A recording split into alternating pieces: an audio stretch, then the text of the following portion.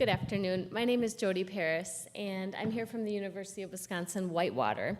I'm here, I have two roles, basically. So I'm a Spanish professor in the Department of Languages and Literatures, and this is based on my work with my advanced Spanish students. I've been a practitioner of community-based learning for all of my career, but I'm also the community-based learning coordinator on my campus, so a lot of this work is intersecting with that work and starting to think about what we're doing as an institution to really promote more social justice and equity-minded frameworks across our campus. So to give you a little background here,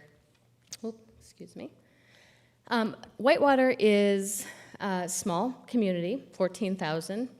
12,000 students on our campus, and it's a predominantly white campus. 82.5% of our student body in the most recent census identifies as white. We also have students who almost 88% are from Wisconsin or Northern Illinois, so it's a very regional campus. And almost 40% of our students are first-generation college students. So many of them are informed by life that happens in the small communities in Wisconsin and Illinois. So this is kind of the world that they come from. So my goal in this class, it's an advanced Spanish class, and I integrate community-based learning, and I also integrate throughout the entire semester information on immigration in from across the U.S. border, with the goal of interrogating the immigration rhetoric that's happening across our nation and trying to lead my students in the process of forming an informed decision and informed opinion about immigration. So their world really contrasts with what is really happening. So they are not, many of them have no knowledge actually of the immigrant caravans, have very little knowledge of what's happening at the border region itself. And when I asked students in the beginning of the semester to tell me kind of what they know about immigration, unfortunately, thousands of criminal aliens pouring into our country. They're not people, these are animals. Our country will be overrun. And these are the things their families have told them. Some of them actually say these are the things they believe. So it's a very difficult starting point. Take into consideration the fact that in addition to this population, I also have about 10% of my students who are Latinx students in those same classes. So when I ask them what their experience with immigration is, it's very personal. And many of them tell stories of their families who have come across those borders, who have struggled to bring them here. So trying to bridge those two things in one class is quite a challenge. So what I try to do, this is the course itself. You can see our course objectives. And then we also are a LEAP campus, so we have, it's a general ed course with global perspectives. So we frame it in this knowledge of human cultures and personal and civic responsibility. So that's how I frame it for everyone to try to help them understand why is this in my advanced Spanish class, right? So what I do is I combine experiential learning with critical analysis and critical inquiry. And students participate in a community-based learning project throughout the semester, a minimum of 15 hours.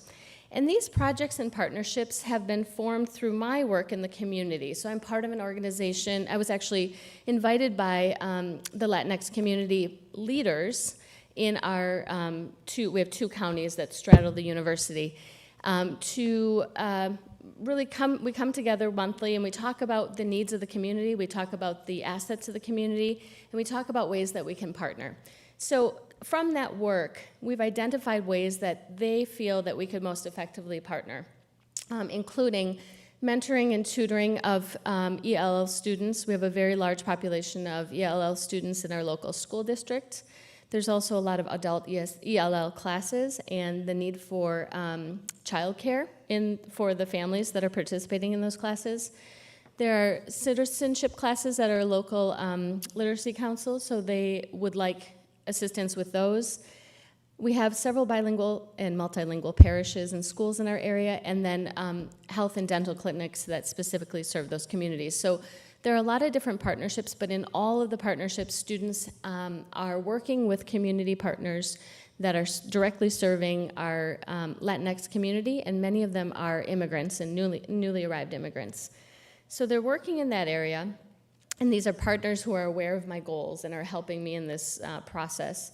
And then I have an ongoing process in my class where we're really interrogating kind of our identity and our perspectives and our ideas about immigration.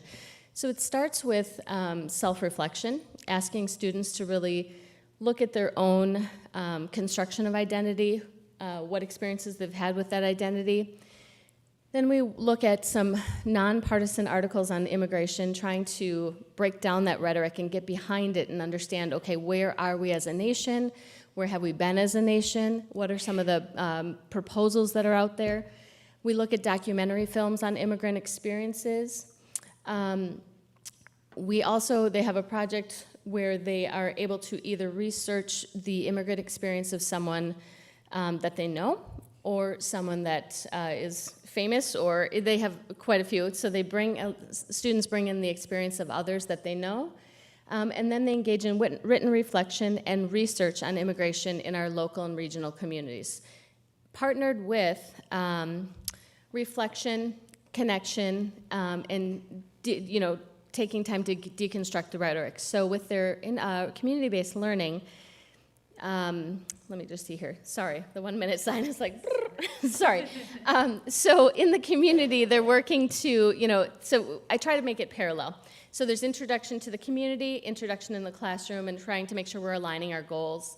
We're looking at partner identities, and we're engaging in conversations about identity and reflecting on our own identity and trying to look at using critical race theory to really interrogate that process. What does it mean to have white privilege? What does it mean to come from the communities that we do? Then we work together on shared goals related to the immigrant experience in our local and regional communities, while they're also conducting research on immigration so they can understand the historical and current perspectives on those goals. We're communicating and collaborating. It's both a bilingual and bicultural process. They're co-developing plans to sustain these projects and partnerships.